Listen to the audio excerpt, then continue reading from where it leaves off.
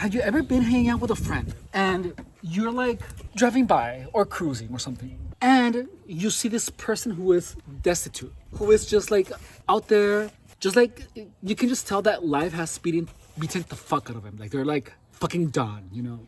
And your friend sees that you're looking at this person who looks lost, possibly a drug addict, you don't know.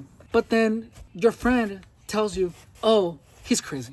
And you just like assume that, I mean, your friend should have nothing to lie about that person being crazy, right? But most of us, including myself, would automatically don't doubt what our friend is saying. But does anyone actually sit there and wonder what happened to that person to go crazy? What could have possibly happened that was so wrong in that person's life where that person ends up completely destitute and absolutely hopeless? And you know, man is pretty resilient. We are wired by nature to do everything possible to survive. But the moment that something happens to you that is so overwhelmingly awful, where you just give up on life and stop trying. I don't know what happened to maybe your town's crazy person.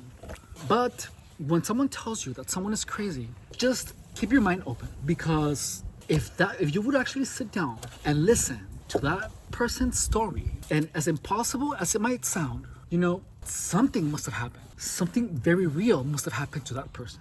And most of us just think, oh, it was probably drugs, you know, it was probably drugs. But you know, if you're like me, you have possibly engaged in some recreational thing, you know. But for someone to, you know, and those people that do engage a lot, they typically just like die.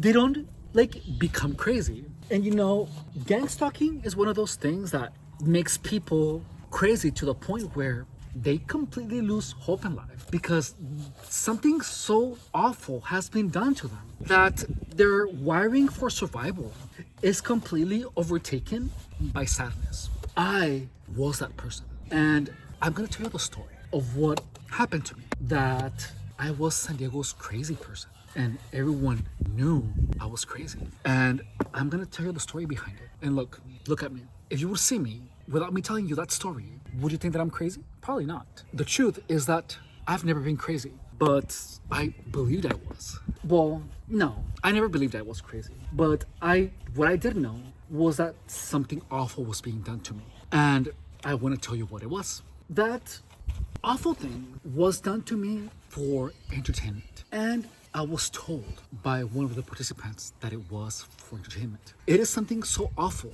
and so unconceivable to a normal person who isn't part of it to believe, which is why any person that talks about this is automatically considered crazy. And let me tell you, people never come back from that. They just don't, because it is that awful.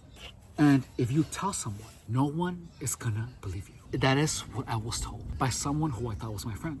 And if you tell someone, no one is gonna believe you. She told me this with her own fucking mouth. How does anyone come back from the people that you care about most tell you that I'm doing this to you because I can? And if you tell someone, no one is gonna believe you. No one is gonna believe you.